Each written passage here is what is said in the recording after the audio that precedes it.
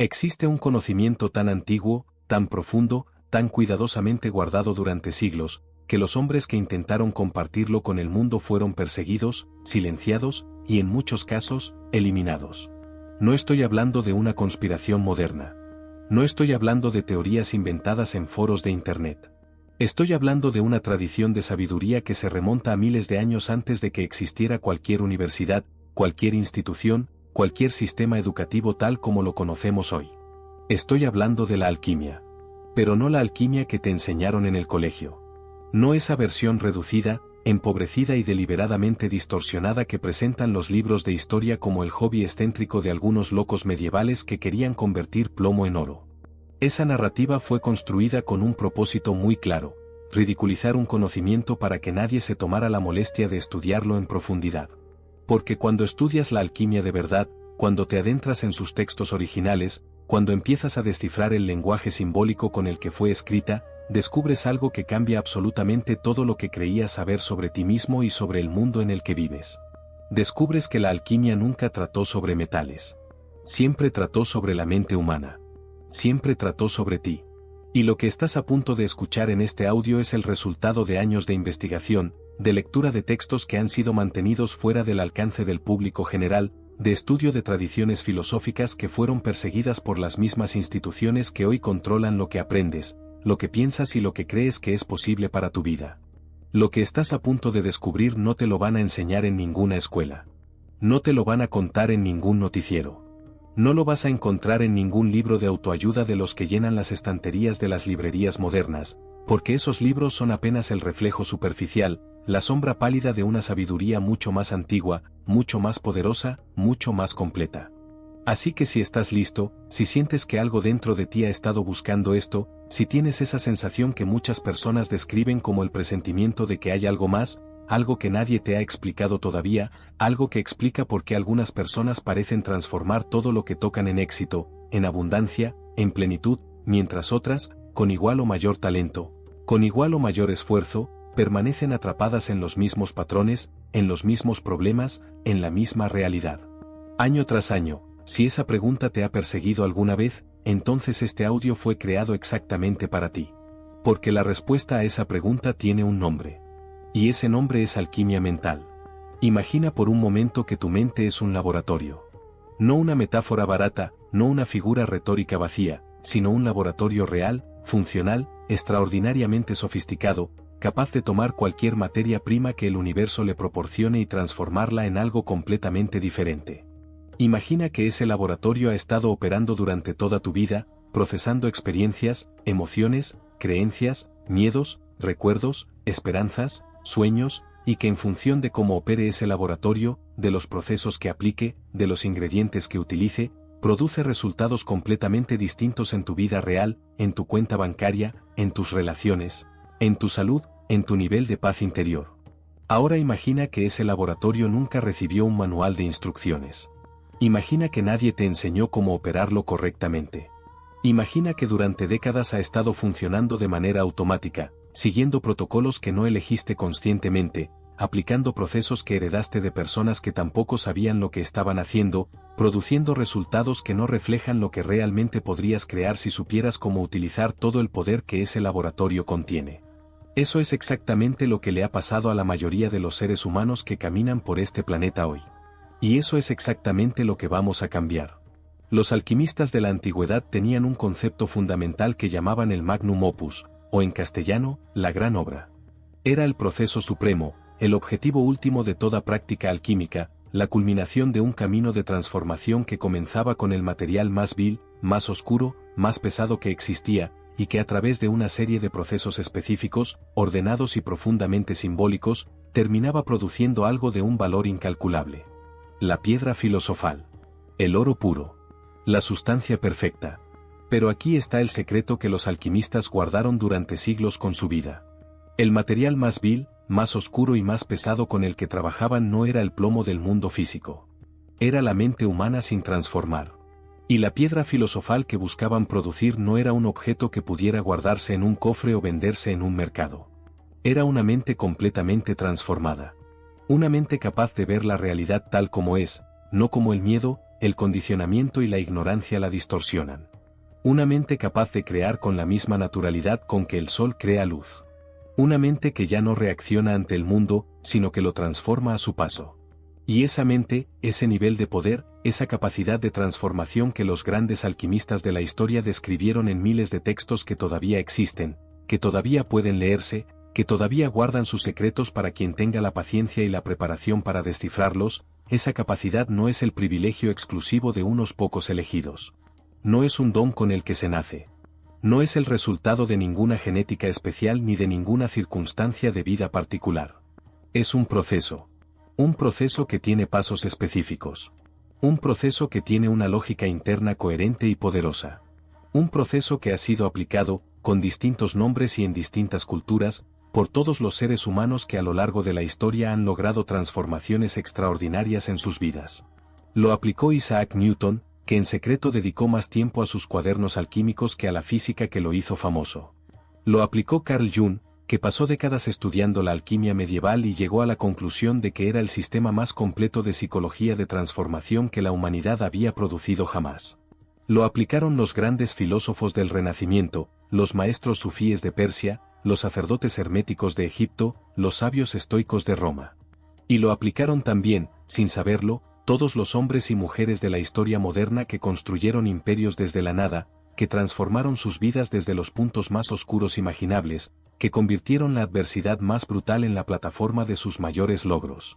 Porque la alquimia mental no es magia en el sentido fantástico de la palabra. No requiere rituales extraños ni conocimientos esotéricos inaccesibles. Es, en su esencia más profunda, la comprensión y la aplicación consciente de los procesos por los cuales la mente humana transforma su materia prima, es decir, sus experiencias, sus emociones y sus circunstancias, en el metal que tú eliges producir. Y tú tienes dos opciones. Puedes continuar dejando que ese proceso ocurra de manera inconsciente, automática, heredada, y seguir produciendo los mismos resultados que has obtenido hasta ahora. O puedes aprender a dirigir ese proceso conscientemente. Puedes convertirte en el alquimista de tu propia mente. Capítulo 1. El origen oculto de la alquimia mental, lo que los libros de historia nunca te contaron. Para entender verdaderamente el poder de lo que estás a punto de aprender, necesitas primero desaprender algo. Necesitas desmantelar una versión de la historia que te fue entregada incompleta, editada y en muchos casos deliberadamente falsificada. Porque la historia que nos enseñaron sobre la alquimia, esa historia de hombres extraños encerrados en sótanos oscuros mezclando sustancias malolientes con la esperanza de producir oro a partir de metales baratos, esa historia no solo es incompleta. Es una mentira construida con un propósito muy específico. Y ese propósito era mantenerte alejado de uno de los sistemas de conocimiento más poderosos que la mente humana ha producido en toda su historia. Así que empecemos desde el principio. Desde el principio de verdad. Hace aproximadamente 5000 años, en las orillas del río Nilo, en una civilización que todavía hoy nos resulta misteriosa a pesar de todos los avances de la arqueología moderna, existía un cuerpo de conocimiento que los sacerdotes egipcios llamaban Kem. Esa palabra, Kem, hacía referencia a la tierra negra y fértil del Nilo, pero también, en un nivel más profundo, más esotérico, más reservado para los iniciados, hacía referencia a la ciencia de la transformación. La ciencia de tomar algo oscuro, algo denso, algo aparentemente sin valor, y mediante la aplicación de principios específicos y ordenados, convertirlo en algo luminoso, liviano y extraordinariamente valioso. De esa palabra egipcia, Kem, deriva directamente la palabra alquimia. Y lo que eso significa, si te detienes un momento a pensarlo con toda su implicación, es que la alquimia no nació en la Europa medieval. No nació en los laboratorios de los filósofos árabes del siglo VIII. No nació en los monasterios oscuros de la Edad Media. Nació en Egipto. Nació en la civilización más avanzada y más misteriosa de la antigüedad.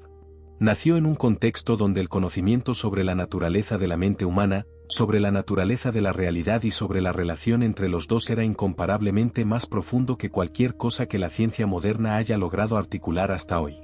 Y ese conocimiento tenía un guardián. Su nombre, o más precisamente el nombre con el que llegó a nosotros a través de los siglos, era Hermes Trismegisto. Hermes Trismegisto, que en griego significa Hermes el 3 veces grande, es una de las figuras más enigmáticas y más fascinantes de toda la historia del pensamiento humano. No se sabe con certeza si fue un hombre real, un personaje mítico o la personificación de una tradición de sabiduría que se transmitió durante generaciones. Lo que sí se sabe, lo que los historiadores más rigurosos han tenido que reconocer a pesar de todas sus resistencias, es que los textos que se le atribuyen, un conjunto de escritos conocidos colectivamente como el Corpus Hermeticum, contienen un nivel de comprensión sobre la naturaleza de la mente, sobre la naturaleza de la realidad y sobre la relación entre pensamiento y experiencia que no tiene ningún paralelo en su época y que en muchos aspectos supera lo que la psicología moderna ha sido capaz de formular en 2 siglos de investigación académica.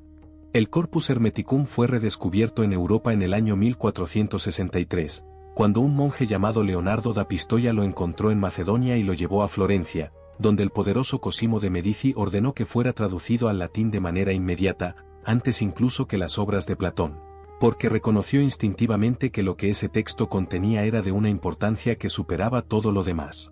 Y cuando los intelectuales del Renacimiento leyeron ese texto, cuando absorbieron su contenido y comenzaron a aplicar sus principios, ocurrió algo extraordinario. Ocurrió el Renacimiento. No es una coincidencia. No es una casualidad histórica. La explosión de creatividad, de innovación, de transformación cultural, artística, científica y filosófica que conocemos como el Renacimiento italiano ocurrió precisamente en el mismo lugar, en el mismo tiempo y entre las mismas personas que habían sido expuestas al conocimiento hermético. Leonardo da Vinci, Miguel Ángel, Botticelli, los grandes arquitectos, los grandes filósofos, los grandes científicos de esa época extraordinaria, todos ellos estuvieron en contacto directo con el pensamiento hermético. Todos ellos aplicaron, conscientemente o no, los principios de la alquimia mental en su trabajo y en su vida. Y la Iglesia lo sabía. La Iglesia llevaba siglos sabiendo que el conocimiento hermético era incompatible con su proyecto de control sobre la mente humana. Porque el conocimiento hermético le dice al ser humano algo que ninguna institución de poder quiere que escuches. Le dice que tienes dentro de ti mismo todo lo que necesitas para transformar tu realidad. Le dice que no necesitas intermediarios entre tú y la verdad.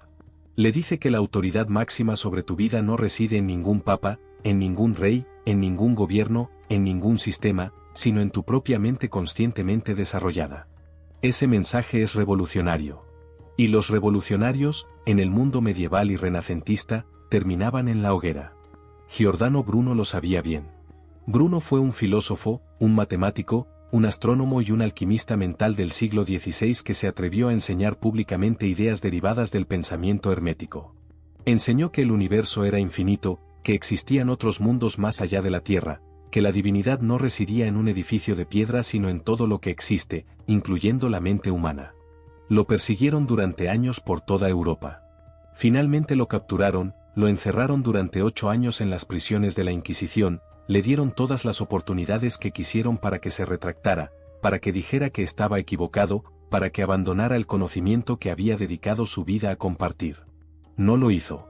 El 17 de febrero del año 1600, en el Campo de los Flores en Roma, Giordano Bruno fue quemado vivo. Y mientras ardía, según los testimonios de la época, no gritó. No suplicó. No mostró miedo. Murió en silencio, con una serenidad que desconcertó profundamente a sus verdugos, porque esa serenidad solo es posible cuando una mente ha completado su proceso alquímico, cuando ha transmutado el miedo en comprensión, cuando ha convertido la circunstancia más oscura en la expresión más luminosa de su propia esencia. Giordano Bruno murió como un alquimista mental perfecto. Pero volvamos a los orígenes, porque hay algo más que necesitas entender sobre la naturaleza de este conocimiento y sobre por qué fue preservado de la manera en que fue preservado. Los sacerdotes egipcios, los filósofos herméticos, los alquimistas de todas las épocas, compartían una comprensión que hoy nos resulta extraña pero que en su momento era perfectamente lógica. Comprendían que el conocimiento verdaderamente poderoso no puede entregarse directamente a cualquiera, no porque sus poseedores fueran elitistas o egoístas, sino porque el conocimiento verdaderamente poderoso solo puede ser absorbido por una mente que ha sido preparada para recibirlo. Si tomas a alguien que nunca ha estudiado matemáticas y le muestras las ecuaciones de Einstein, no le estás dando poder. Le estás dando símbolos sin significado. Capítulo 2. El plomo y el oro, tus pensamientos actuales vs. Tu potencial. Descubre en qué metal estás viviendo hoy. Hay una pregunta que muy pocas personas se atreven a hacerse con honestidad. No porque sea una pregunta difícil de formular. Es una pregunta de apenas unas pocas palabras. sino porque la respuesta honesta a esa pregunta exige un nivel de valentía que la mayoría de los seres humanos nunca ha necesitado desarrollar, precisamente porque nunca nadie les enseñó que esa valentía era necesaria, que era posible, y que era el punto de partida de cualquier transformación real y duradera. La pregunta es esta: ¿en qué metal estoy viviendo hoy? No en qué metal quiero vivir. No en qué metal creo que merezco vivir. No en qué metal viviría si las circunstancias fueran diferentes, si la economía fuera mejor, si las personas a mi alrededor fueran más comprensivas, si hubiera tenido más oportunidades, si el pasado hubiera sido distinto. ¿En qué metal estoy viviendo hoy? Ahora mismo. Con la vida exacta que tengo en este momento. Y para responder esa pregunta con la precisión que merece, necesitas entender algo sobre la naturaleza del plomo y del oro en términos alquímicos mentales, porque la diferencia entre los dos no es tan simple como decir que el oro es bueno y el plomo es malo. La diferencia es mucho más sutil, mucho más profunda y mucho más reveladora de lo que cualquier simplificación podría capturar. El plomo, en la tradición alquímica, no era simplemente un metal de poco valor. Era el metal de Saturno. Era el metal asociado con el peso, con la densidad, con la lentitud, con la gravedad que ancla las cosas al suelo y les impide elevarse. En términos mentales, el plomo representa todo aquello que en tu mente tiene peso sin valor.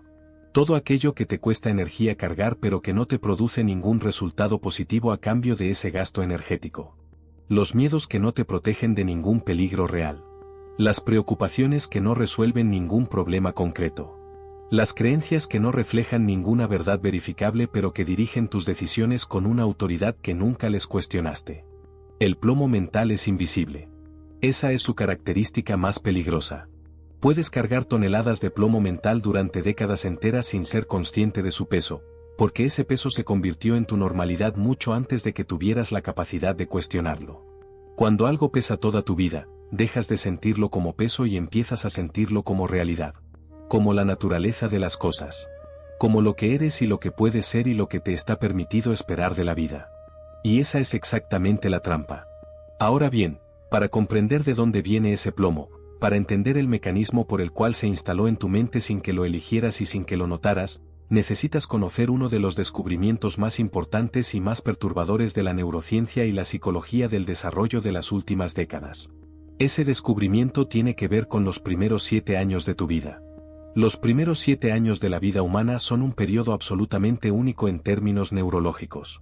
Durante esos 7 años, el cerebro de un niño opera predominantemente en ondas cerebrales de muy baja frecuencia, específicamente en ondas zeta, que son las mismas ondas cerebrales que los adultos experimentan durante los estados hipnóticos y durante las fases de sueño profundo. Y lo que eso significa, en términos prácticos y con todas sus implicaciones, es que durante los primeros 7 años de tu vida, tu mente no tenía filtros. No tenía la capacidad de evaluar críticamente la información que recibía. No podía comparar, contrastar, verificar, cuestionar o rechazar. Simplemente absorbía. Como una esponja que no puede elegir qué líquido absorbe, tu mente infantil absorbió todo lo que estaba en su entorno, todo lo que las personas a su alrededor decían, hacían, creían, temían, deseaban y comunicaban tanto en palabras explícitas como en los 1000 mensajes implícitos que transmiten el tono de voz, la expresión facial, el lenguaje corporal y las emociones de los adultos que nos rodean. Y toda esa información, sin ningún filtro, sin ninguna evaluación crítica, sin ninguna posibilidad de rechazo, se instaló directamente en tu subconsciente como programación fundamental. Como el sistema operativo básico sobre el que toda tu vida posterior ha estado funcionando. Piensa en lo que eso significa. Las creencias sobre el dinero que escuchaste en tu familia durante esos primeros años están operando en tu subconsciente ahora mismo, dirigiendo tus decisiones financieras con una autoridad que nunca les diste conscientemente. Las creencias sobre el amor, sobre las relaciones, sobre lo que mereces y lo que no mereces, sobre lo que es posible para alguien como tú, sobre el peligro o la seguridad del mundo, sobre si eres fundamentalmente capaz o fundamentalmente deficiente. Todo eso quedó grabado en esa etapa con una profundidad y una permanencia que ninguna experiencia posterior puede borrar fácilmente. A menos que apliques un proceso alquímico específico. A menos que aprendas a trabajar conscientemente con ese subconsciente que durante décadas ha estado dirigiendo tu vida desde las sombras. Y aquí es donde la alquimia mental se vuelve no solo fascinante sino urgentemente necesaria. Porque la mayoría de los seres humanos vive lo que podríamos llamar una vida de plomo inconsciente. No eligieron el plomo. Nadie elige el plomo conscientemente. El plomo se instala de manera automática, se hereda de generación en generación como si fuera patrimonio familiar, se transmite con la misma naturalidad con que se transmiten los rasgos físicos, los apellidos y las tradiciones culturales.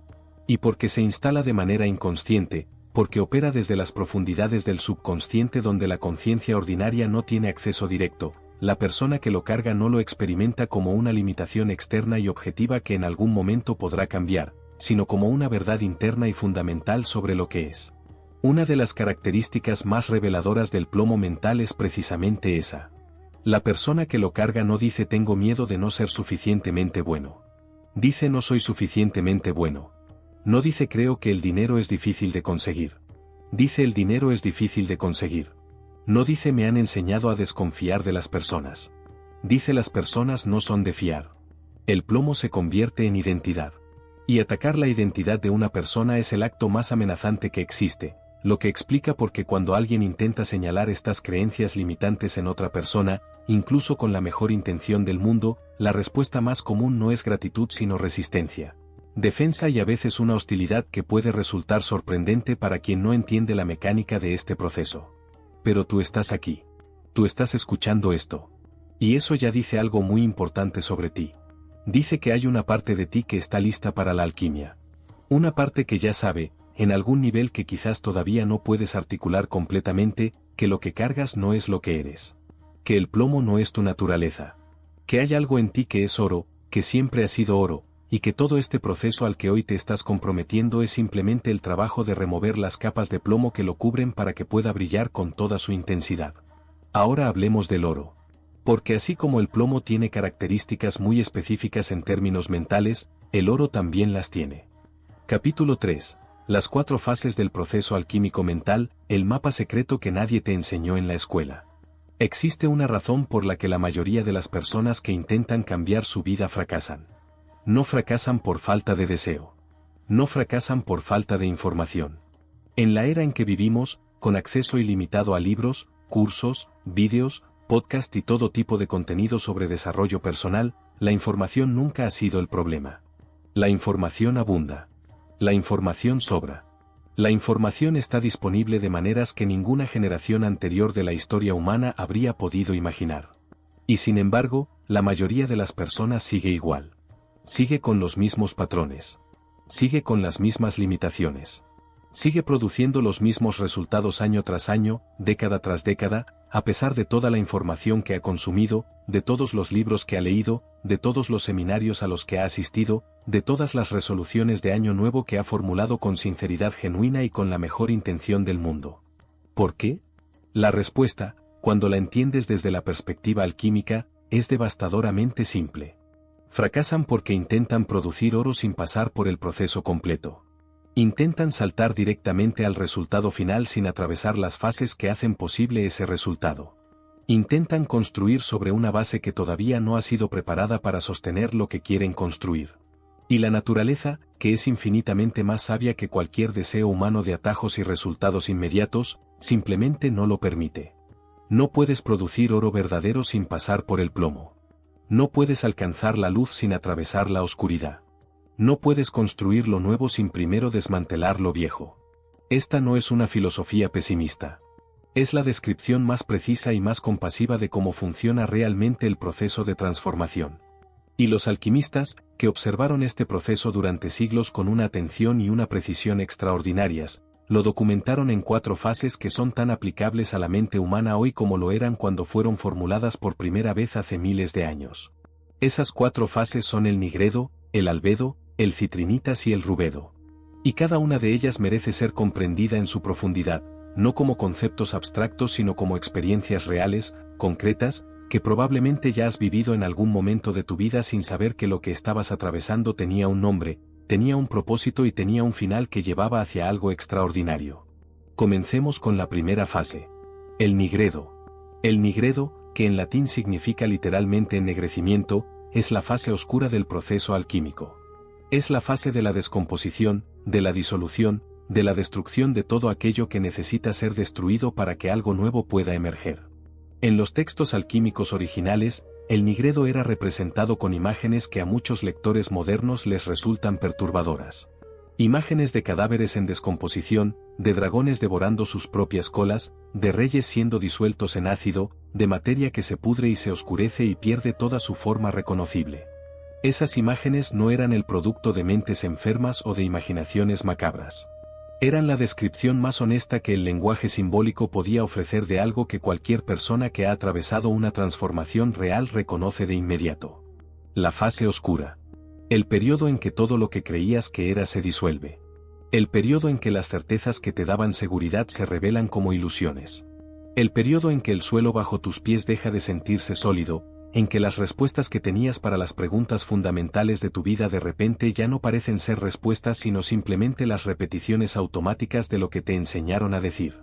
El periodo que muchas tradiciones espirituales, desde los místicos cristianos hasta los maestros sufíes, desde los chamanes indígenas hasta los filósofos budistas, han descrito con el mismo nombre, con variaciones culturales pero con un reconocimiento unánime de su naturaleza y de su función. La noche oscura del alma. Y aquí está lo que los alquimistas sabían sobre el nigredo que la mayoría de los sistemas modernos de autoayuda no te van a decir, porque no vende bien, porque no es lo que las personas quieren escuchar, porque en un mundo que ha convertido la positividad en una obligación y el malestar en una patología, la verdad sobre el nigredo resulta incómoda y comercialmente inconveniente. El nigredo no es un accidente. El nigredo no es una señal de que algo salió mal. El nigredo no es el fracaso del proceso. El nigredo es el proceso. Es la primera fase indispensable, inevitable e irreemplazable de cualquier transformación real. Cualquier cosa que cambie en la superficie, que modifique los síntomas sin tocar las raíces, que produzca resultados temporales que eventualmente se revierten al estado original, cualquier cambio de ese tipo ocurrió porque quien lo intentó quiso saltarse el nigredo. Quiso mantener la comodidad de lo conocido mientras simultáneamente aspiraba a los resultados de lo desconocido. Y eso, en términos alquímicos, es una contradicción fundamental que el proceso no puede sostener. Pero existe algo sobre el nigredo que lo hace todavía más significativo y que cambia completamente la manera en que puedes relacionarte con él cuando lo estás atravesando. El nigredo es siempre iniciado por la inteligencia del proceso, no por un error tuyo. Cuando en tu vida se derrumba algo, una relación, un trabajo, una certeza, una identidad, una estructura que creías permanente, ese derrumbe no es un castigo. No es una señal de que estás haciendo algo mal. Es frecuentemente la señal más clara de que el proceso alquímico en ti ha alcanzado un nivel de madurez suficiente como para comenzar a disolver lo que ya no sirve a tu crecimiento, aunque todavía lo estés cargando por costumbre, por miedo o por falta de una alternativa visible. La vida te quita lo que ya no te sirve cuando tú todavía no tienes el coraje o la claridad para soltarlo por ti mismo. Eso es el nigredo en acción. Y la pregunta crítica, la pregunta que determina si el nigredo te destruye o te transforma, no es ¿por qué me está pasando esto? Esa pregunta te mantiene en la posición de víctima, mirando hacia atrás, buscando causas en un pasado que ya no puede cambiar. La pregunta que el alquimista se hace en el nigredo es otra. ¿Qué está siendo disuelto aquí y por qué ya no me sirve? Esa pregunta te coloca en la posición del observador, del científico de tu propio proceso, del alquimista que entiende que lo que se está descomponiendo en su laboratorio no es el resultado final sino la materia prima que necesitaba ser purificada antes de poder ser transmutada en algo de mayor valor. Ahora bien, hay algo que hace al nigredo particularmente desafiante para la mente moderna, algo que los alquimistas reconocían y para lo que preparaban a sus estudiantes con un cuidado especial. El nigredo tiene una característica que lo hace extremadamente tentador de abandonar antes de que se complete. Y esa característica es su duración impredecible. El nigredo no tiene un horario. No te avisa cuándo va a comenzar y no te garantiza cuándo va a terminar. Puede durar semanas. Puede durar meses. En algunos casos, en las transformaciones más profundas y más radicales, puede durar años. Capítulo 4. El fuego interior. La fuerza que activa la transformación. Sin este elemento, ninguna alquimia es posible.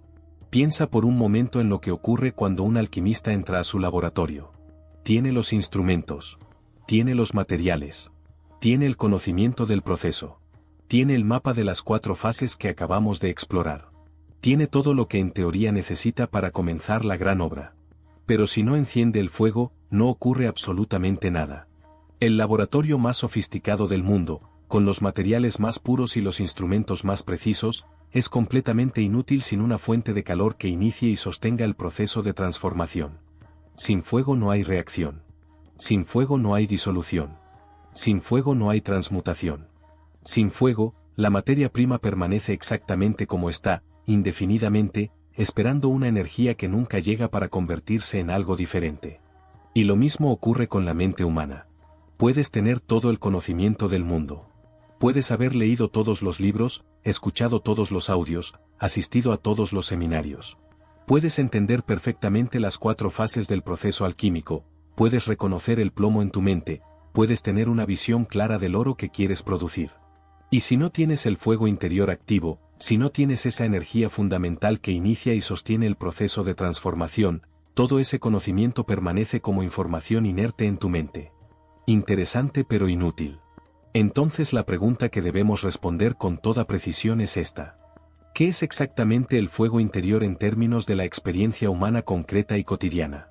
Porque es muy fácil hablar del fuego interior como una metáfora poética y muy diferente entender qué es, de dónde viene, cómo se enciende cuando se ha apagado y cómo se mantiene vivo cuando las circunstancias intentan extinguirlo.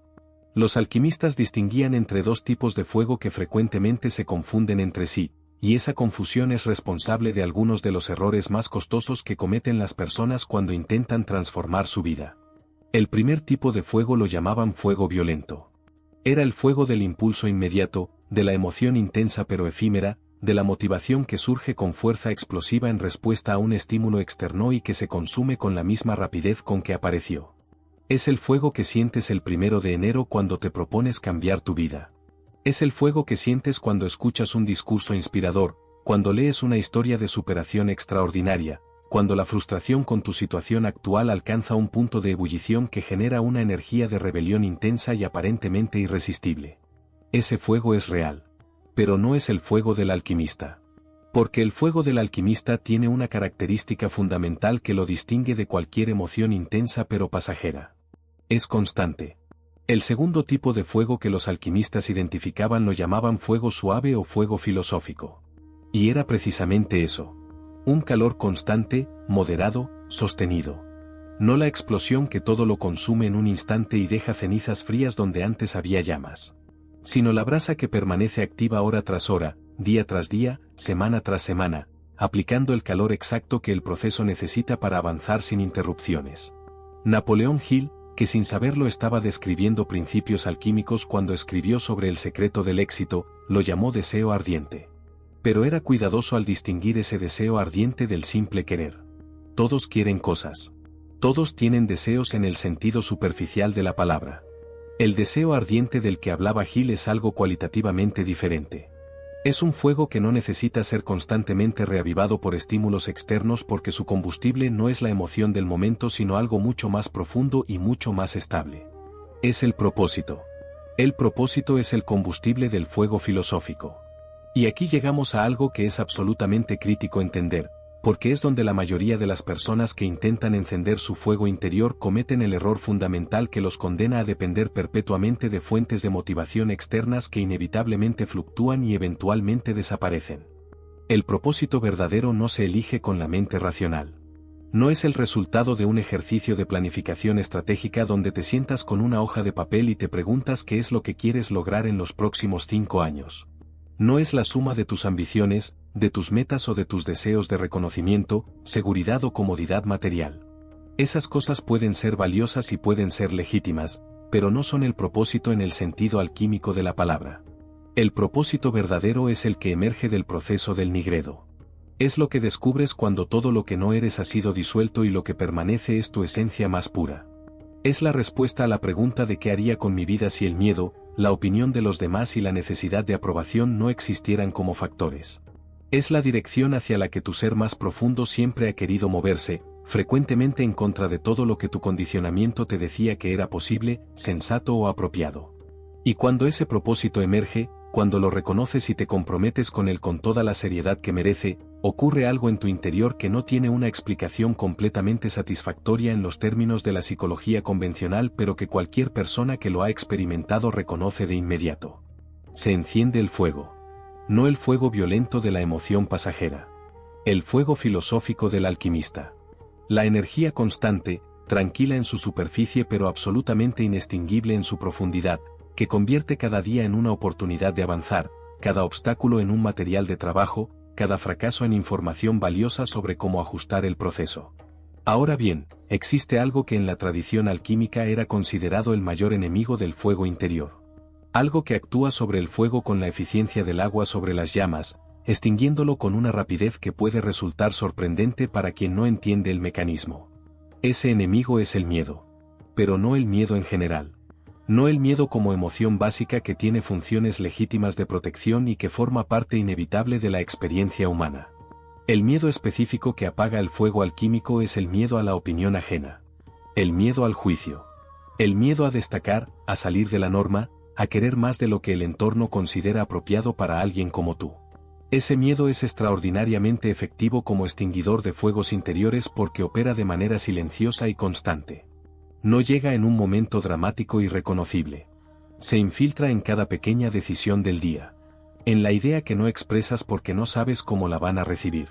En el proyecto que no inicias porque todavía no estás suficientemente preparado, que es otra manera de decir que todavía no te sientes suficientemente protegido contra el fracaso público. En la conversación que no tienes porque podría generar conflicto. En el camino que no tomas porque nadie en tu entorno lo ha tomado antes y eso lo convierte automáticamente en sospechoso o imprudente. Gota a gota, decisión a decisión, ese miedo va enfriando el laboratorio hasta que el proceso alquímico se detiene.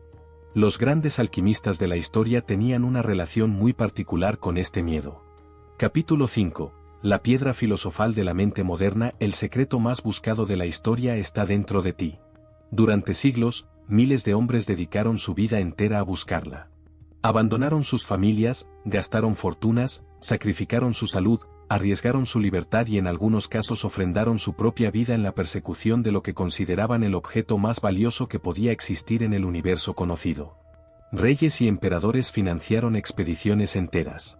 Papas y cardenales la codiciaron en secreto mientras la condenaban públicamente. Filósofos y científicos de la talla de Isaac Newton, Robert Boyle y Gottfried Leibniz dedicaron años de investigación silenciosa e intensa a intentar descifrar el misterio de su composición y su método de producción. Todos buscando la misma cosa: la piedra filosofal. Y todos, sin excepción, fracasaron en encontrarla. No porque no existiera, sino porque buscaban en el lugar equivocado con las herramientas equivocadas, guiados por una comprensión fundamentalmente incompleta de lo que realmente estaban persiguiendo. Porque la piedra filosofal, ese objeto legendario al que los textos alquímicos atribuían el poder de transformar cualquier metal en oro, de curar cualquier enfermedad y de otorgar la vida eterna a quien la poseyera, nunca fue un objeto. Nunca fue algo que pudiera encontrarse en ningún laboratorio externo. Nunca fue algo que pudiera fabricarse con ninguna combinación de sustancias físicas. La piedra filosofal es un estado de la mente. Es el estado al que llega una mente que ha completado su proceso alquímico, que ha atravesado el nigredo y el albedo y el citrinitas y ha emergido del rubedo con una cualidad de consciencia que transforma literalmente todo lo que toca. No en el sentido físico de convertir metales en oro. En el sentido mucho más real y mucho más verificable de que una mente que ha alcanzado ese estado convierte automáticamente sus experiencias en aprendizaje, sus obstáculos en oportunidades, sus relaciones en fuentes de crecimiento mutuo, y su trabajo en una expresión de propósito que genera valor de maneras que el mundo recompensa inevitablemente con abundancia material. Una mente que ha alcanzado la piedra filosofal convierte todo lo que toca en oro. No como metáfora. Como descripción funcional de lo que esa mente hace con la realidad que encuentra. Ahora bien, para entender verdaderamente qué es la piedra filosofal en términos de experiencia humana concreta, necesitas conocer los tres atributos que los textos alquímicos le asignaban de manera consistente a través de todas las tradiciones y todas las épocas. Porque esos tres atributos, cuando los traduces al lenguaje de la psicología y la neurociencia modernas, resultan ser una descripción extraordinariamente precisa de los estados mentales que caracterizan a los seres humanos, que producen resultados extraordinarios de manera consistente y sostenida a lo largo del tiempo. El primer atributo de la piedra filosofal era su capacidad de transmutación universal. Se decía que la piedra filosofal podía transformar cualquier metal, no solo algunos metales en condiciones específicas o bajo circunstancias particulares, sino cualquier metal, en oro puro. Y lo que eso representa en términos mentales es la capacidad de encontrar valor y significado en cualquier experiencia, independientemente de su naturaleza aparente. No solo en las experiencias agradables y los éxitos fáciles. No solo cuando las circunstancias son favorables y las personas a tu alrededor son comprensivas y el viento sopla en tu dirección. Sino en cualquier experiencia. En el fracaso más humillante. En la pérdida más dolorosa. En la traición más inesperada. En la crisis más devastadora. Una mente con capacidad de transmutación universal no experimenta las circunstancias adversas de la misma manera que una mente ordinaria. No las niega. No las vipasea con positividad superficial. No pretende que no duelen cuando duelen o que no son difíciles cuando son difíciles. Sino que las procesa a través de un laboratorio interno tan bien calibrado, tan completamente equipado, tan profundamente comprometido con el proceso de transformación, que incluso el material más oscuro que la vida pueda depositar en ese laboratorio emerge eventualmente convertido en algo de valor. Esto es lo que Viktor Frankl describió desde el campo de concentración de Auschwitz cuando escribió que a un hombre puede quitársele todo excepto la última de las libertades humanas, la libertad de elegir la actitud ante cualquier circunstancia dada. Frankl no sabía que estaba describiendo la piedra filosofal. Pero eso es exactamente lo que describió. La capacidad de transmutación universal. La mente que convierte cualquier metal en oro. El segundo atributo de la piedra filosofal era su poder medicinal. Los textos alquímicos afirmaban que la piedra filosofal podía curar cualquier enfermedad, restaurar la salud perfecta al cuerpo más enfermo, revertir el proceso de envejecimiento y en algunos textos más audaces, otorgar la inmortalidad completa. Y aunque es tentador descartar estas afirmaciones como fantasías medievales sin ningún fundamento real, la medicina psicosomática moderna y la neurociencia del estrés y la sanación han confirmado en las últimas décadas algo que los alquimistas sabían desde el principio. El estado de la mente determina en una medida extraordinaria el estado del cuerpo. No completamente. No en todos los casos y en todas las enfermedades con la misma intensidad. Pero en una medida que la medicina convencional todavía subestima de manera considerable, la calidad de los procesos mentales, el nivel de estrés crónico o de paz interior, la presencia o ausencia de propósito y significado, la calidad de las relaciones y la experiencia de ser amado y conectado. Todos esos factores que son exactamente los factores que la alquimia mental transforma, tienen un impacto profundo y medible sobre el sistema inmunológico, sobre el sistema cardiovascular, sobre los procesos inflamatorios, sobre la expresión genética y sobre virtualmente todos los sistemas fisiológicos del organismo humano. Una mente que ha alcanzado la piedra filosofal no es una mente inmune al sufrimiento físico. Pero es una mente que crea las condiciones internas más favorables posibles para que el cuerpo exprese su capacidad natural de autorregulación y sanación. Y eso, en términos de calidad y duración de la experiencia de vida, es mucho más valioso de lo que cualquier sustancia farmacológica podría ofrecer. El tercer atributo era el más codiciado y el más malentendido de todos. La inmortalidad. La promesa de que quien poseyera la piedra filosofal viviría para siempre. Y esta promesa es la que más claramente revela el nivel de comprensión superficial con que la mayoría de los buscadores de la piedra se aproximaban a la tradición alquímica. Porque los alquimistas que escribieron sobre la inmortalidad como atributo de la piedra filosofal no estaban hablando de la continuación indefinida del cuerpo físico. Estaban hablando de algo completamente diferente. Estaban hablando de la trascendencia del ego como estructura de identidad limitante. Estaban hablando de la experiencia de identificarse no con la forma transitoria y perecedera sino con algo más profundo, más permanente, más real que cualquier configuración particular de pensamientos, creencias, roles y circunstancias. Estaban hablando de lo que las tradiciones contemplativas de todo el mundo, desde el budismo hasta el Vedanta hasta el sufismo hasta el misticismo cristiano. Capítulo 6. Alquimia emocional, transmutar el dolor en poder. Tu mayor sufrimiento esconde tu mayor riqueza. Hay algo que nadie te enseñó sobre tus emociones. No en la escuela. No en tu familia. No en ninguno de los sistemas que se supone debían prepararte para vivir una vida plena y consciente. De hecho, lo que la mayoría de las personas aprende sobre sus emociones en los primeros años de vida es precisamente lo contrario de lo que la alquimia mental enseña. Lo que aprendemos, a través de mensajes explícitos e implícitos que se repiten con tanta consistencia que terminan convirtiéndose en verdades incuestionables, es que ciertas emociones son buenas y deben ser cultivadas, y ciertas emociones son malas y deben ser suprimidas, evitadas o eliminadas lo antes posible. Aprende a no llorar. No te enojes. No tengas miedo. No estés triste. Sé positivo. Sé fuerte. Sé agradable. Y con esas instrucciones, que en la mayoría de los casos fueron dadas con genuina buena intención por personas que simplemente transmitían lo que a ellas les habían enseñado, construimos una relación con nuestro propio mundo emocional que es fundamentalmente alquímica en el peor sentido posible. Construimos un laboratorio que rechaza su propia materia prima. Porque las emociones, todas las emociones sin excepción, son materia prima del proceso alquímico. No solo las agradables. No solo las que la cultura aprueba y celebra. También el miedo. También la ira. También la tristeza. También la vergüenza. También el dolor en todas sus formas. Todas esas emociones que pasamos años intentando no sentir, que enterramos en el subconsciente con la esperanza de que algún día simplemente desaparezcan, son exactamente el plomo más rico en potencial de oro que el alquimista mental puede encontrar. Porque la intensidad de una emoción es directamente proporcional a la cantidad de energía que contiene. Y la energía no tiene signo. No es positiva ni negativa en sí misma. Es simplemente energía. Y la misma cantidad de energía que hace al miedo paralizante puede, cuando es transmutada correctamente, convertirse en la fuerza que impulsa la acción más valiente.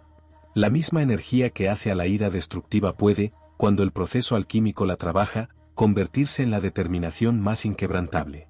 La misma energía que hace al dolor más oscuro tan pesado e insoportable puede, cuando se permite que el proceso se complete, convertirse en la compasión más profunda y en la sabiduría más genuina. El alquimista no huye de sus emociones oscuras. Las coloca en el crisol. Las observa. Las estudia. Les permite completar su proceso. Y recoge el oro que emerge cuando ese proceso termina. Comencemos con el miedo, porque el miedo es posiblemente la emoción que más consistentemente roba energía y paraliza potencial en la experiencia humana. El miedo en su forma no transmutada es exactamente lo que su nombre sugiere. Una contracción. Un movimiento hacia adentro y hacia atrás. Una respuesta del sistema nervioso diseñada evolutivamente para protegerte de amenazas físicas inmediatas que en el mundo moderno se activa con la misma intensidad ante amenazas imaginarias, sociales y simbólicas que ante los peligros reales para los que fue diseñada. El miedo no transmutado dice retrocede. Escóndete. No arriesgues. No te expongas. Mantente en lo conocido aunque lo conocido sea miserable, porque al menos es seguro. Y la mente que obedece ese miedo sin cuestionarlo se convierte progresivamente en una mente más pequeña. Una mente cuyo territorio de experiencia posible se contrae año tras año a medida que evita más y más cosas que podrían generar esa sensación de contracción y amenaza. La transmutación alquímica del miedo no consiste en eliminarlo. Consiste en cambiar tu relación con él. Consiste en aprender a leer el miedo no como una señal de stop sino como una señal de información. Una señal que dice aquí hay algo que importa. Aquí hay algo que tu ser más profundo considera suficientemente valioso como para activar todos sus mecanismos de protección. Y donde hay algo suficientemente valioso como para merecer protección, hay casi siempre algo suficientemente valioso como para merecer persecución. Los sufíes, que eran alquimistas del alma antes de que existiera ese vocabulario, tenían una práctica específica para la transmutación del miedo que consistía en algo deceptivamente simple. Cuando el miedo se presentaba, en lugar de huir de él o de intentar suprimirlo, el practicante sufí lo recibía conscientemente. Lo invitaba a entrar completamente. Le permitía estar presente con toda su intensidad. Y en ese acto de recepción consciente, en ese acto de no resistencia total, algo extraordinario ocurría. El miedo perdía su poder paralizante. No porque desapareciera, sino porque la resistencia al miedo es lo que le da su poder sobre la mente. Y cuando esa resistencia se elimina, cuando el miedo es recibido completamente en lugar de combatido o evitado, su energía ya no se gasta en superar la resistencia y queda disponible para ser redirigida hacia la acción. Eso es la transmutación del miedo en valor. No la ausencia de miedo. La acción a pesar del miedo, alimentada por la energía del miedo mismo. Ahora hablemos de la ira, porque la ira es la emoción más malentendida y más mal gestionada en la cultura moderna. Por un lado existe la escuela de pensamiento que dice que la ira debe ser expresada libremente porque reprimirla es dañino. Por el otro existe la escuela que dice que la ira es una emoción negativa que el ser evolucionado no debería experimentar. Y ambas posiciones están igualmente equivocadas desde la perspectiva alquímica. La ira es energía de límite. Es la señal más clara y más inequívoca de que algo en tu realidad está violando un valor fundamental tuyo. Que algo está ocurriendo que no debería estar ocurriendo, o que algo que debería estar ocurriendo no está ocurriendo. La ira es la alarma de tu sistema de valores. Y como cualquier alarma, su función no es sonar indefinidamente. Su función es alertarte de que hay algo que necesita atención y acción. La ira no transmutada se expresa de dos maneras igualmente destructivas. Hacia afuera, como agresión que daña relaciones, destruye oportunidades y genera consecuencias que el alquimista luego debe trabajar para reparar. O hacia adentro, como depresión, que es exactamente lo que los psicólogos modernos describen cuando dicen que la depresión es ira dirigida hacia uno mismo. La transmutación alquímica de la ira consiste en escuchar su mensaje antes de actuar desde su energía. Consiste en preguntarse qué valor mío está siendo violado aquí y qué acción específica y constructiva puedo tomar para restaurar ese valor. Y luego usar la energía de la ira, que es considerable, como combustible para esa acción. La ira transmutada se convierte en determinación. En la capacidad de mantener un límite bajo presión. En la energía de defender lo que importa sin perder la claridad sobre cómo hacerlo de manera que produzca resultados reales en lugar de simplemente alivio emocional temporal. La tristeza merece una mención especial porque es posiblemente la emoción más incomprendida y más apresuradamente medicada de nuestra época. Vivimos en una cultura que ha declarado la guerra a la tristeza. Que la trata como una disfunción que debe ser corregida lo antes posible con cualquier medio disponible, desde el entretenimiento hasta los antidepresivos, desde el azúcar hasta las redes sociales. Y al hacerlo, se está privando a millones de personas del proceso alquímico más profundo que existe. Capítulo 7. El mercurio mental, la fluidez como superpoder, el secreto de los que se adaptan y siempre ganan. Existe una paradoja en el corazón de la alquimia mental que a primera vista parece contradecir todo lo que hemos explorado hasta ahora. Hemos hablado de propósito firme, de fuego constante, de compromiso inquebrantable con el proceso de transformación, de la capacidad de permanecer en el nigredo sin huir, de solidificar en el coagula lo que emergió de la disolución. Todo eso suena a solidez, a firmeza, a una mente que se mantiene en su dirección sin importar lo que ocurra a su alrededor.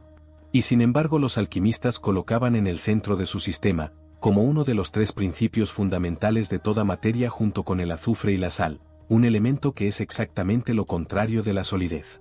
El mercurio. El único metal que a temperatura ambiente es líquido. El metal que no puede ser apresado con las manos porque se escurre entre los dedos. El metal que adopta la forma de cualquier recipiente que lo contenga sin perder su naturaleza esencial. El metal que cuando se fragmenta en 1000 gotitas cada gotita es perfecta, completa y funcional, y cuando esas gotitas se encuentran de nuevo se fusionan instantáneamente sin dejar ninguna cicatriz de la separación. El mercurio es la fluidez perfecta. Y los alquimistas lo consideraban tan fundamental para el gran opus como el fuego del azufre o la estabilidad de la sal. Porque una mente que tiene fuego pero no tiene mercurio es una mente que arde pero no fluye. Que tiene energía pero no tiene adaptabilidad. Que puede mantener su dirección en línea recta pero que cuando encuentra un obstáculo que no puede atravesar de frente no sabe hacer otra cosa que golpear contra él repetidamente con la esperanza de que eventualmente ceda. Y los obstáculos de la vida raramente ceden ante el golpe frontal. Se rodean. Se disuelven. Se transforman. Se convierten en parte del camino en lugar de bloqueos del camino. Pero solo para la mente que tiene suficiente mercurio para encontrar ese movimiento fluido en lugar de responder con la rigidez del metal que no sabe cómo ser otra cosa que lo que es. La rigidez mental es uno de los problemas más costosos y menos reconocidos que afectan a los seres humanos modernos. No se habla de ella con la misma frecuencia con que se habla de la negatividad o de la falta de motivación o de la procrastinación. Pero sus consecuencias son igualmente devastadoras, y en algunos casos más, porque la persona rígida frecuentemente tiene mucho fuego, mucho compromiso y mucha determinación, todos los cuales se desperdician completamente en la defensa de posiciones que ya no sirven o en la repetición de métodos que ya no funcionan. La rigidez mental tiene muchas formas. Está la rigidez de las creencias, que es la incapacidad de actualizar lo que crees cuando la evidencia claramente indica que lo que creías era incorrecto o incompleto. Está la rigidez de la identidad, que es la incapacidad de evolucionar más allá de la imagen que tienes de ti mismo aunque esa imagen haya sido formada en circunstancias que ya no existen. Está la rigidez estratégica, que es la incapacidad de cambiar el método cuando el método claramente no está produciendo los resultados deseados. Y está la rigidez emocional, que es la incapacidad de soltar estados emocionales que ya cumplieron su función y que ahora simplemente consumen energía sin producir ningún valor. Todas estas formas de rigidez tienen una raíz común: el miedo al cambio disfrazado de principio. Porque la mente rígida frecuentemente no se experimenta a sí misma como rígida. Se experimenta como consistente, como leal a sus valores, como una mente que no se deja llevar por el viento de cada moda nueva o de cada argumento persuasivo. Y hay una distinción real y válida entre la consistencia de propósito y la rigidez de método, entre la lealtad a los valores profundos y el apego a las formas específicas en que esos valores se han expresado en el pasado. El alquimista mercurial comprende esa distinción con perfecta claridad. Sabe exactamente que en él es sal, que es su naturaleza esencial que debe permanecer estable, y que es mercurio, que es la forma en que esa naturaleza esencial se expresa, que debe permanecer completamente fluida y adaptable a las circunstancias específicas de cada momento. Los japoneses tienen un concepto que captura esta cualidad con una precisión que ningún término occidental logra del todo. Lo llaman musin, que literalmente significa mente sin mente, y que describe el estado de una mente tan completamente presente y tan completamente libre de apego a formas fijas de respuesta que puede reaccionar a cualquier situación con la respuesta óptima para esa situación específica sin el filtro distorsionador de los hábitos mentales, los prejuicios y las expectativas preconcebidas. El musin no es la mente vacía en el sentido de la mente sin contenido. Es la mente llena de posibilidades en lugar de llena de conclusiones previas. Es la mente que llega a cada situación sin haber decidido de antemano cómo va a responder, que lee la situación tal como es en lugar de como espera que sea, y que genera la respuesta que esa situación específica requiere en lugar de aplicar la respuesta que funcionó en una situación aparentemente similar del pasado.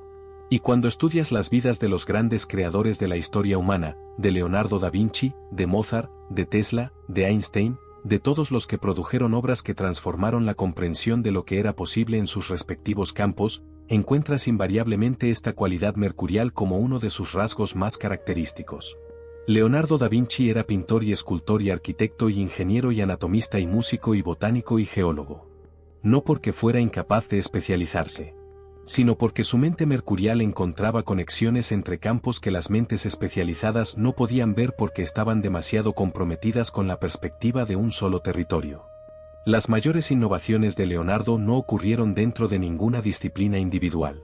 Ocurrieron en los espacios entre disciplinas, en los lugares donde su mente fluida encontraba analogías y principios comunes que las mentes rígidas, atrapadas en sus categorías, simplemente no podían percibir.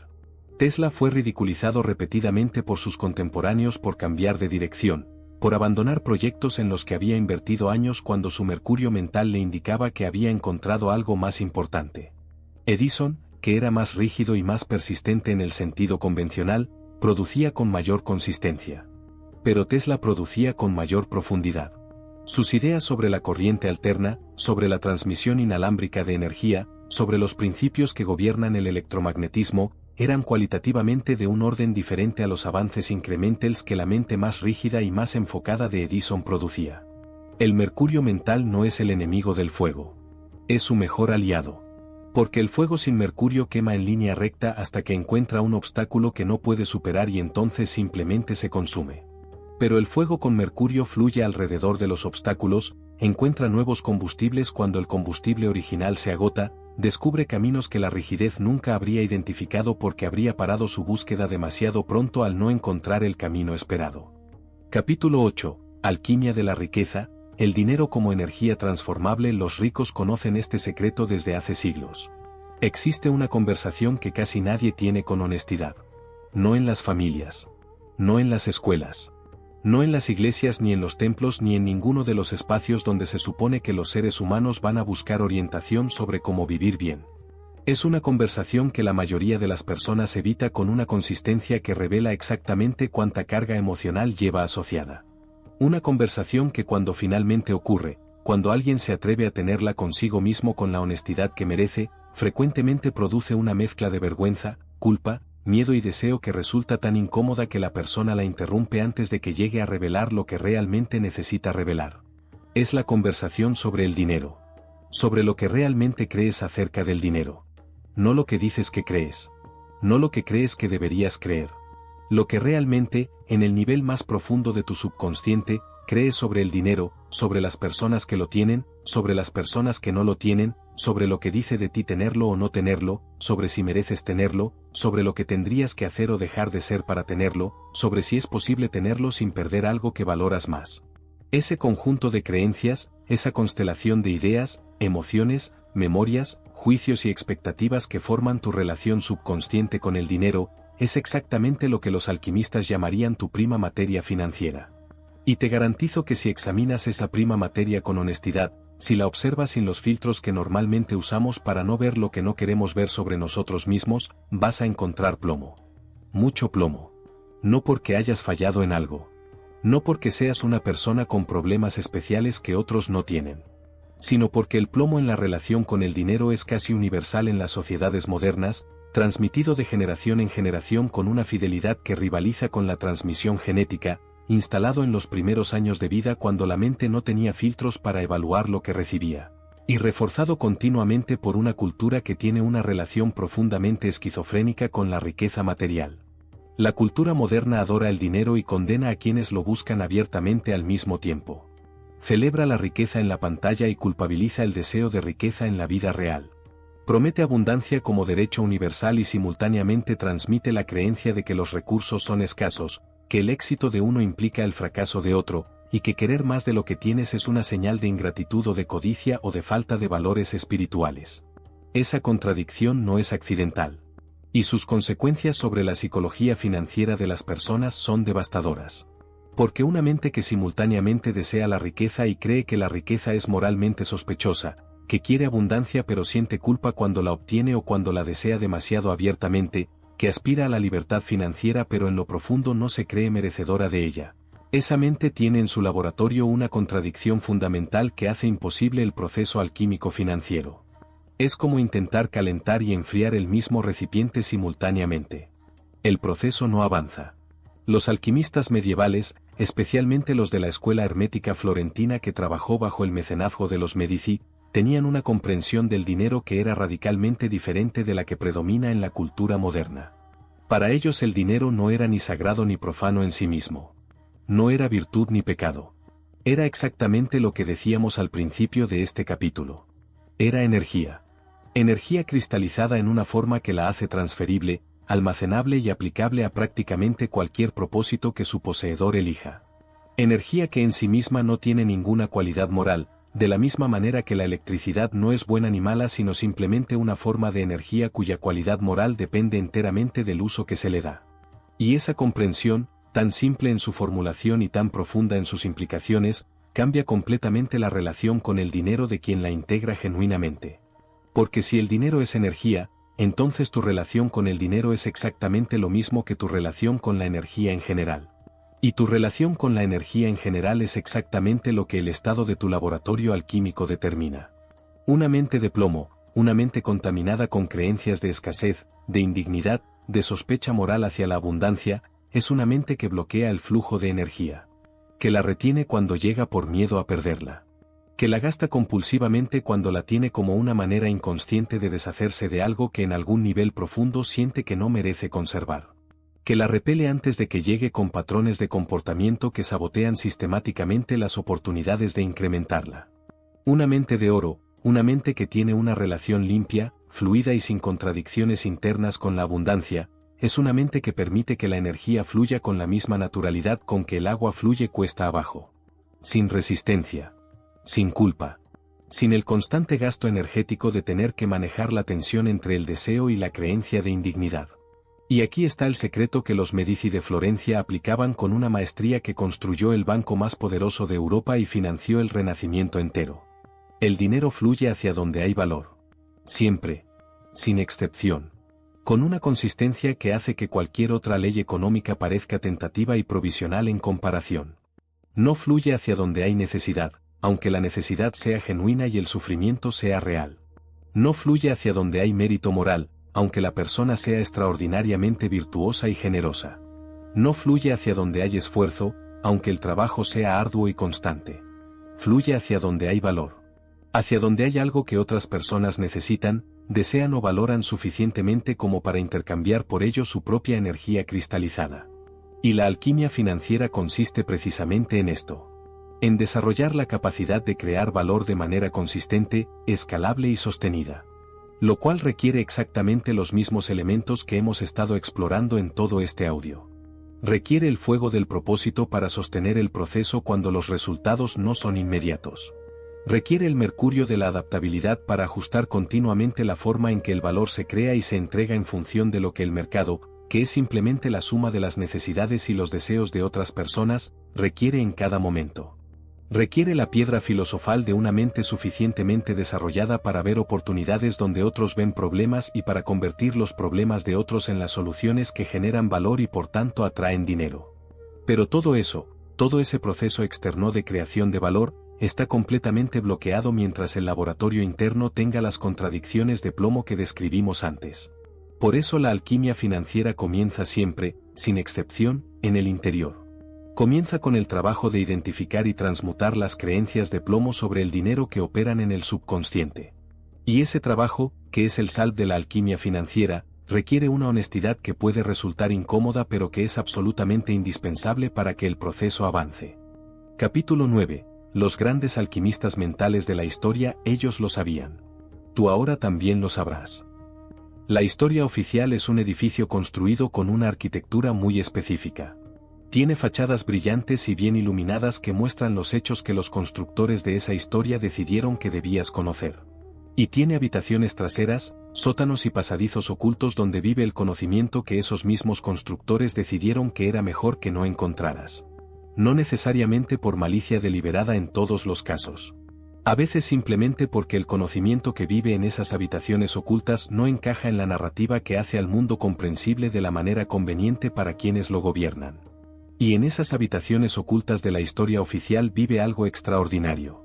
Las historias reales de los hombres y mujeres que cambiaron el mundo. No las versiones sanitizadas y simplificadas que aparecen en los libros de texto. Las historias completas, con toda su complejidad, con todas sus contradicciones, con todos los elementos que las narrativas oficiales prefieren omitir porque revelan algo sobre la naturaleza del genio y la transformación que no encaja en la versión cómoda y consumible que prefieren entregar. Revelan que los grandes transformadores de la historia fueron sin excepción alquimistas mentales. Que su grandeza no fue el producto de un talento innato que los separaba cualitativamente del resto de la humanidad. Fue el producto de un proceso.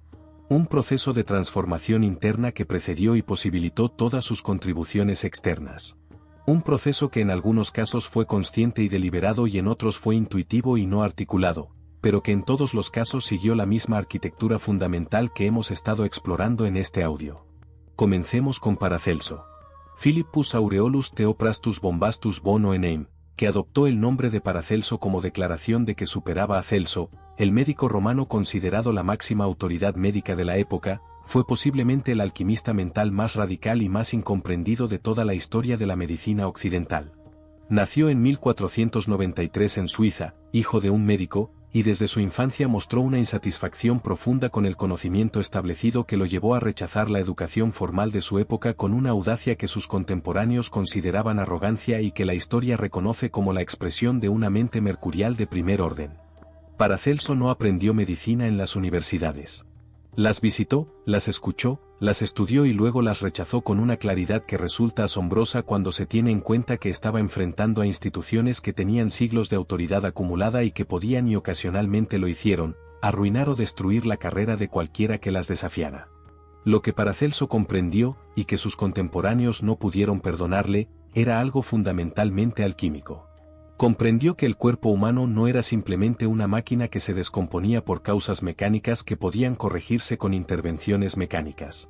Era un sistema de energías en relación, profundamente influenciado por el estado de la mente que lo habitaba, por las emociones que lo atravesaban, por el propósito o la ausencia de propósito que organizaba o desorganizaba su funcionamiento interno.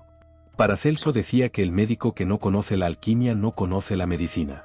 Y lo que quería decir con eso no era que los médicos debían saber fabricar sustancias en un laboratorio. Quería decir que el verdadero médico debe entender el proceso de transmutación que ocurre en el ser humano completo, no solo en su dimensión física sino en su dimensión mental y espiritual, y que cualquier intervención que ignore esas dimensiones es inevitablemente incompleta y frecuentemente contraproducente. Fue perseguido durante toda su vida. obligado a huir de ciudad en ciudad. Vilipendiado por los médicos establecidos cuya autoridad amenazaba y cuyas prácticas criticaba con una franqueza que no hacía ninguna concesión a la diplomacia.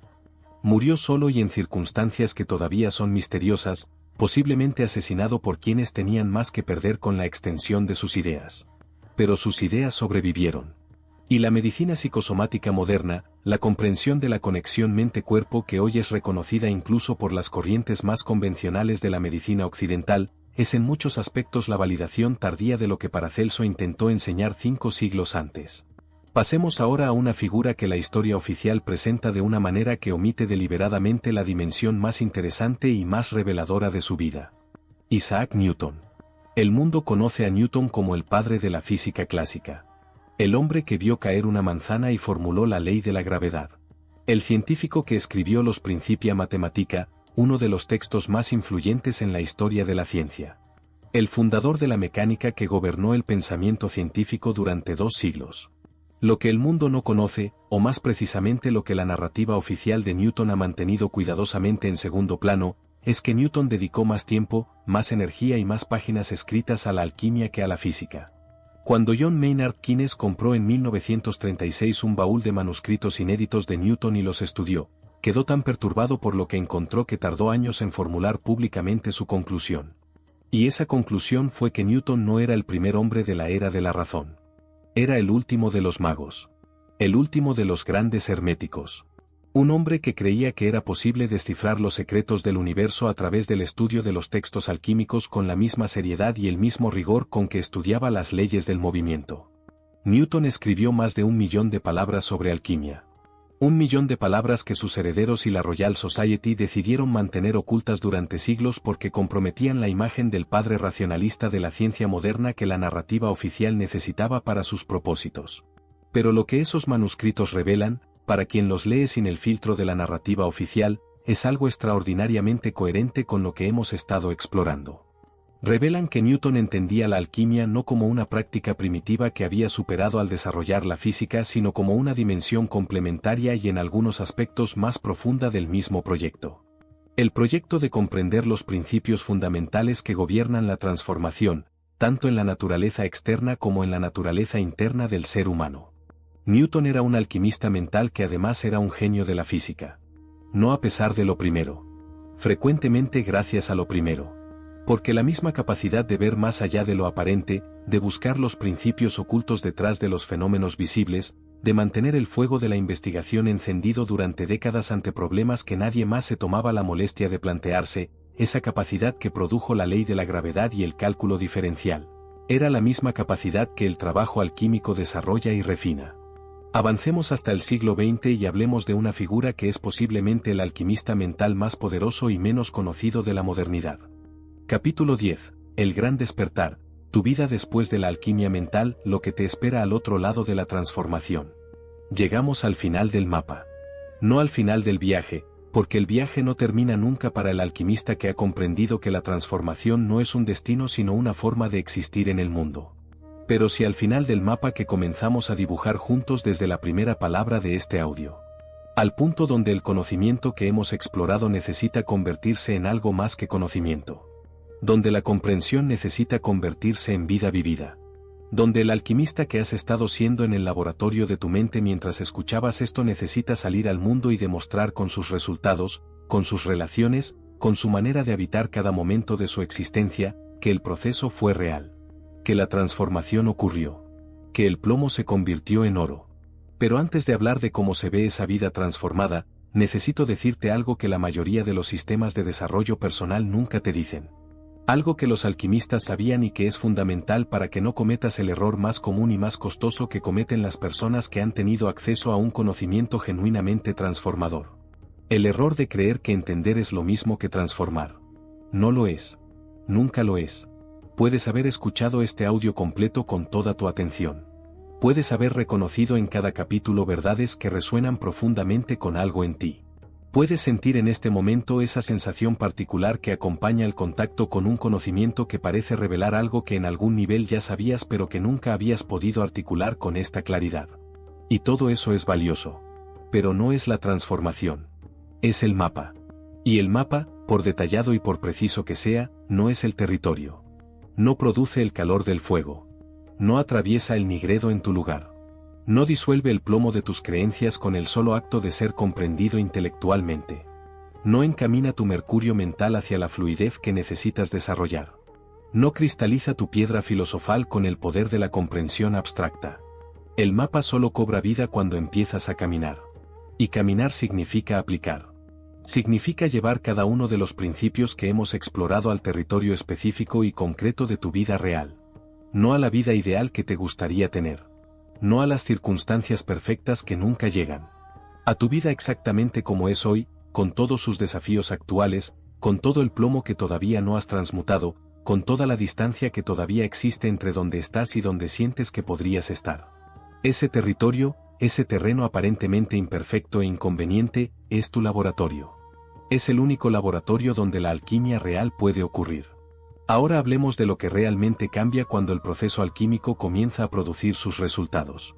Porque hay una versión de este cambio que la cultura del desarrollo personal vende con mucho entusiasmo y que es en parte verdadera y en parte peligrosamente incompleta. La versión que se vende dice que cuando transformas tu mente tu vida se vuelve más fácil. Que los problemas desaparecen. Que las relaciones se armonizan. Que el dinero fluye sin esfuerzo. Que la paz interior se convierte en tu estado permanente y que los desafíos que antes te perturbaban pierden su poder sobre ti. Hay verdad en eso. Pero la verdad completa es más interesante y más exigente que esa versión simplificada. Lo que realmente cambia cuando la alquimia mental comienza a producir sus resultados no es que tu vida se vuelve más fácil en el sentido de que presenta menos obstáculos o menos desafíos. Lo que cambia es tu relación con los obstáculos y los desafíos. Lo que cambia es la calidad de los problemas que enfrentas, porque una mente más desarrollada atrae inevitablemente problemas más complejos y más significativos que los que enfrentaba antes, y eso que desde afuera podría parecer que la vida se complica es en realidad la señal más clara de que el proceso está funcionando.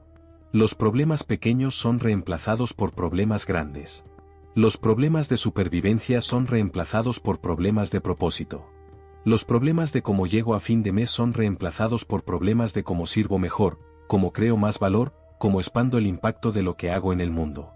Y esos problemas más grandes, aunque objetivamente son más complejos y más exigentes, se experimentan de manera fundamentalmente diferente porque la mente que los enfrenta ya no es la misma mente que tenía antes de atravesar el proceso alquímico. Es una mente que sabe que puede transformar cualquier metal. Y ese saber, que no es arrogancia sino la confianza que nace de haber atravesado repetidamente el proceso y haber visto repetidamente sus resultados, cambia completamente la experiencia subjetiva de enfrentarse a los desafíos de la vida. Ya no es miedo. Es curiosidad. Ya no es la pregunta de si voy a poder con esto. Es la pregunta de qué va a producir este proceso en mi laboratorio. Hay algo más que cambia cuando la transformación alquímica comienza a manifestarse en tu vida y que necesitas estar preparado para enfrentar porque si no lo estás puede resultar desconcertante y doloroso de maneras que no esperabas. Las personas a tu alrededor cambian. O más precisamente, tu percepción de ellas cambia de maneras que revelan incompatibilidades que antes no podías ver porque tu propio plomo te impedía distinguirlo del plomo de los demás. Cuando tu mente comienza a operar desde una frecuencia más elevada, cuando el proceso alquímico produce su efecto en la calidad de tus pensamientos, tus conversaciones, tus decisiones y tus acciones, inevitablemente ocurre algo que los alquimistas conocían bien y para lo que preparaban a sus estudiantes con especial cuidado. Algunas personas de tu entorno comenzarán a sentirse incómodas. No porque seas mejor que ellas. No porque las estés juzgando o rechazando. Sino porque la transformación visible en otra persona actúa como un espejo que refleja el propio plomo no transmutado, y ese reflejo puede generar una incomodidad que se expresa de maneras que si no las entiendes en su contexto pueden resultar confusas y dolorosas. Pueden expresarse como crítica. Como burla de tus nuevas ideas o tus nuevos hábitos. Como preguntas diseñadas aparentemente para cuestionarte pero que en realidad están diseñadas para devolverte al nivel de frecuencia que la persona que las hace reconoce como seguro y familiar. Los alquimistas llamaban a esto la reacción del plomo ante el oro. Y la respuesta correcta ante esa reacción no es la confrontación ni la explicación ni el intento de convencer. Es la comprensión compasiva de que lo que esa persona está experimentando no es hostilidad hacia ti sino el malestar ante la perturbación de un equilibrio que para ella tenía el valor de la familiaridad. Y simultáneamente comenzarán a aparecer en tu vida personas nuevas. Personas que operan en una frecuencia compatible con la que tu proceso alquímico está produciendo. Personas que en lugar de cuestionar tu transformación la reflejan y la amplifican. Personas que tienen preguntas más interesantes, conversaciones más profundas, proyectos más significativos. Personas cuya presencia en tu vida no drena tu energía sino que la multiplica. Esta reorganización del entorno social no es un efecto secundario de la alquimia mental. Es uno de sus resultados más consistentes y más verificables.